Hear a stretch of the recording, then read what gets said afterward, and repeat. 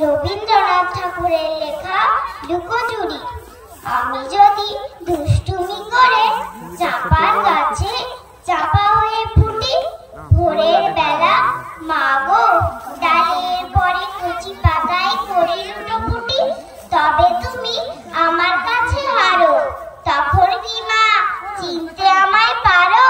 তুমি ডাকো, খোকা কোথায় ওরে?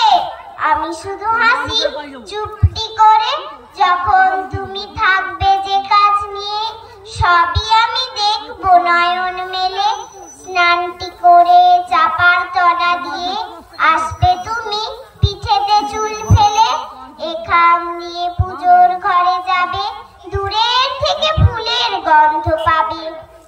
তখন তুমি বুঝতে পারবে না সে তোমার খোকার গায়ের গন্ধ আসে।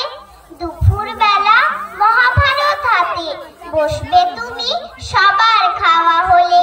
গাছের ছায়া ঘরের জানালাতে পড়বে এসে তোমার পিঠে কোলে। আমি আমার ছোট্ট ছায়াখানি দোলাবো তোর বইয়ের পরে আনি। তখন তুমি বুঝতে পারবে না সে তোমার চোখে খোকার ছায়া ভাসে।